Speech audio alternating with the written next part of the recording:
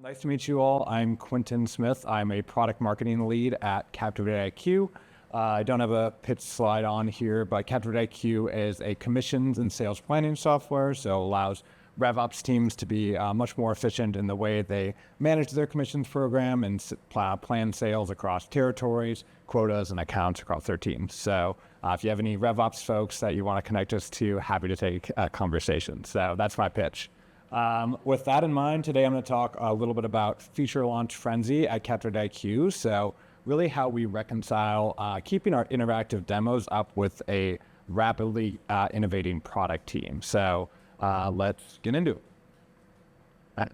All right. So talking on the problem front, how do we reconcile these constant feature launches with our interactive demo strategy?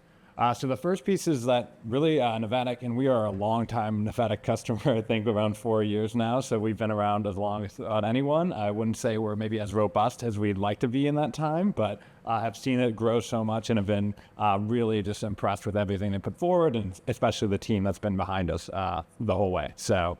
But interactive demos have been really a critical component of our marketing infrastructure and growth infrastructure at CaptivateIQ. It's been a huge lead gen and MQL tool for us. It helps us really qualify ops early on in the funnel. But we have a lot of feature updates that are happening, as I'm sure a lot of folks are at fast-moving startups. So we're constantly releasing and building new features and even net new products that add natural complexity to our interactive demo strategy. So it's always tough to decipher, what features are actually worth updating our tour. We can't update everything based on these tours, but we really want to make sure that we're being thoughtful there. And then are we updating our existing tour, or are we even going to build a net new tour to show off this use case that we want to support? So really trying to understand, where does this fall on that matrix?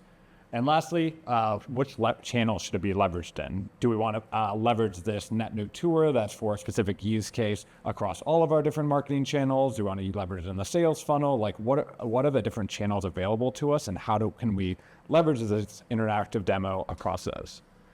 So this is leading us to a lot of out-of-date tours and inconsistent product interactions across the funnel, which actually can provide a lot of risks that we hadn't really considered before, where our product was maybe, there was maybe some surprise and delight in the sales cycle, where things that weren't available in the interactive demo was actually becoming available in the sales cycle. So not the worst problem in the world, but at the same time, it wasn't looking as professional and as consistent as we'd like. So with that in mind, we kind of devised a solution to address this. And the solution, I think, goes beyond just what we're doing with interactive demos, but more to how we approach product launches and releases as a whole. So this is really programmatizing how we maintain our demos based on a feature tiering. So the three approaches we have for this are: one, establishing a product launch tiering framework. So based on different criteria about each of these features or net new products, where does it fall on different tiering to align to different activities? So two, what is going to be our interactive demo strategy as it relates to that product launch tiering? Is it a tier 0, tier 1, tier 2, and what does that mean for our interactive demos? Are we going to create a net new demo? Are we going to update our existing ones? And where does that all fall? Lastly, defining our channel strategy as it relates to those demos. So where do we want to promote these net new tours? Where do we want to promote our existing tours and our evergreen channels and more? So with that, let's dive into these steps. Cool. So this slide can be a little overwhelming. There's probably not a lot you can read here, but this was our early stage attempt at a go-to-market checklist and feature tiering across our different product capacities. So really what you're seeing here is how we are tiering out feature releases across different go-to-market channels. So you have at the top market awareness. So how are we making the broader market aware of different features and products? Then on the sales side, what are we offering to sales to show off relative new products? Customer enablement, who customers need to often know about more than any of our sales and marketing channels. And lastly, internal enablement and comms. So how are we making sure our internal teams are up to date with what's being released on the product side? So I think the key thing to call out here is that we've tiered out product launches based on these different parameters of importance. And our tier ones are really all of the different channels we're going to leverage. So marketing, sales, customers, and internal teams need to be informed and updated on all of these different launches.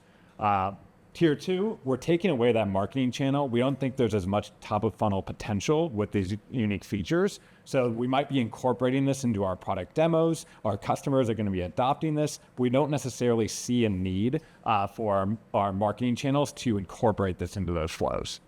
And then tier three is maybe small feature fix, bug updates, stuff that I'm sure a lot of customers are getting delight from, and our teams need to know about that. But at the same time, we don't necessarily need to weave it into our demo story or update our Navattic tour to reflect.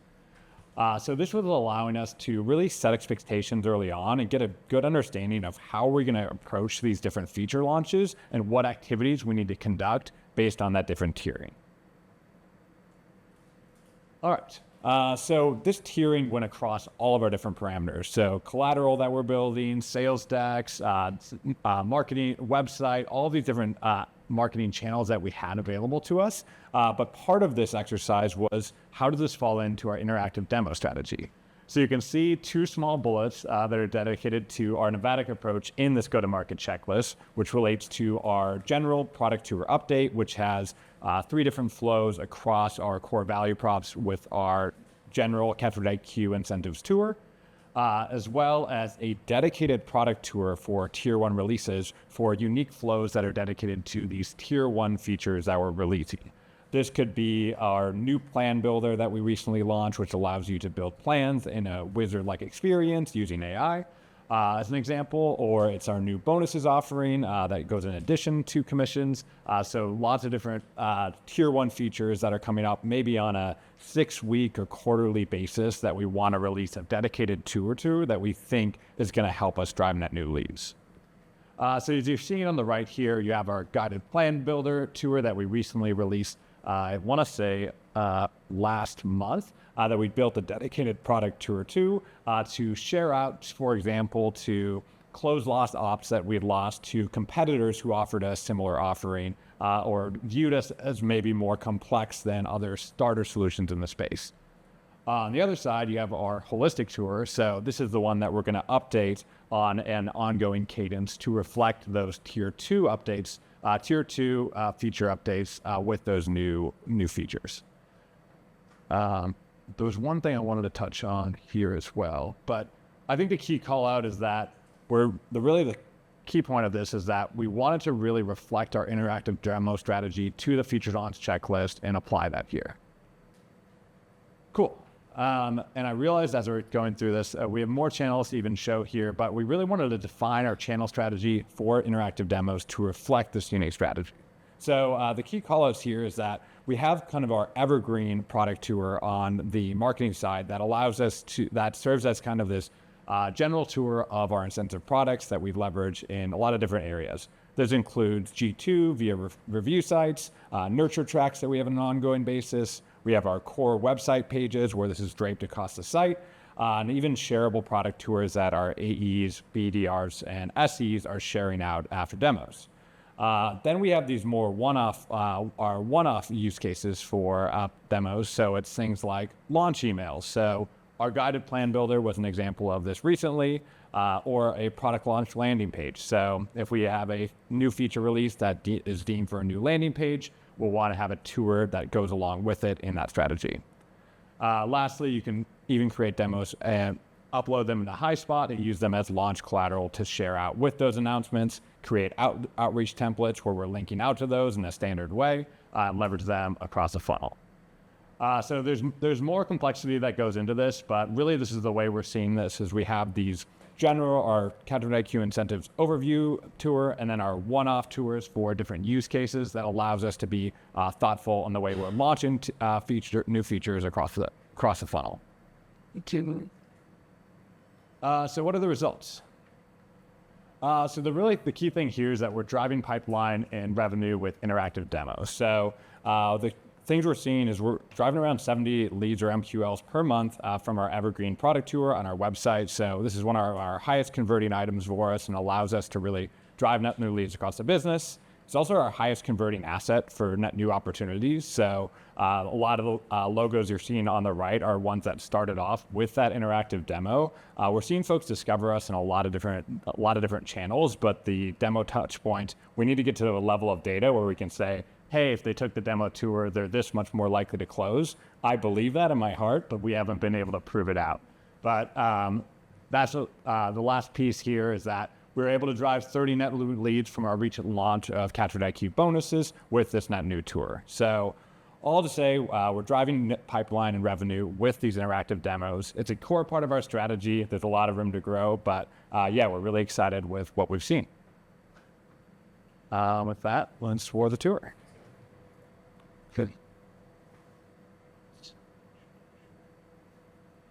I can trust you. Yeah, you want to go for it? Sure. Yeah, you can start on this. We have like 3 value pillars of our product. Really, this narrative that we're driving towards is this rethinking ROI and return on incentives to play on the fact that we want businesses to get more return on the incentives that they're driving for the business. So you can see this is just what our sellers see, which we think is kind of the sizzle aspect of our product and the part that everyone can relate to. See how sellers can get visibility into their pay on the sales side of the house. So as we're clicking through here, you see in the different ways they can raise inquiries, understand their dashboards, get motivating scenarios, and more. They can simulate earnings with AI. So this is another one. We had a tier 1 AI launch that we added to all of our different flows on this tour. Another AI feature here as well for feature. Yeah. This part's a little more complex. I don't know if you want to go through the whole thing, but yeah, so I think we have 3 flows within our product that tie to our key value props. So we have our rep side that allows you payees to be motivated. We have our admin side that allows you to build those commission plans and be more efficient. And then on the reporting side, you can get visibility and better understand your plans.